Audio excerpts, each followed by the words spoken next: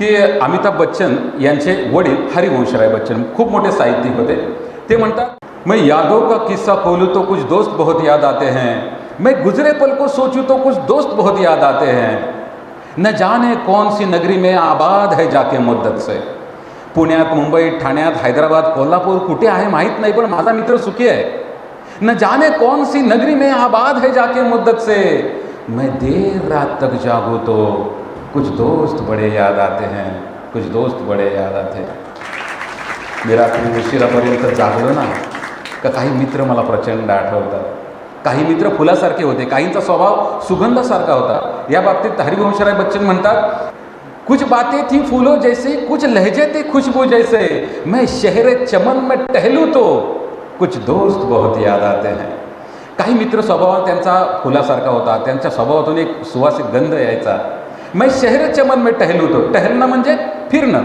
मी त्या धरणावरून, मी त्या नदीवरून, मी त्या माळरानावरून, मी त्या रस्त्यावरून, पायवाटेवरून जेव्हा गावाला फिरतो ना, तेव्हा मला त्या मित्रांची आठवण होते. मैं शहर चमन में टहलूं तो कुछ दोस्त बहुत याद आते हैं, पर सारे दोस्त बदल गए.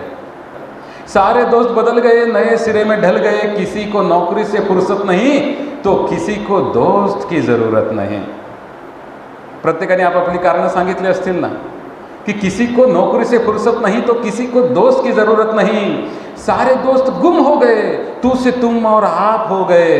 मैं गुजरे पल को सोचूं तो कुछ दोस्त बहुत याद आते हैं, कुछ दोस्त बहुत याद आते हैं.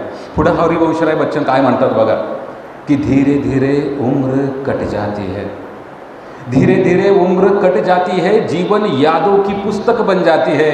कभी किसी की याद बहुत तड़पाती है तो कभी किसी की याद में जिंदगी कट जाती है.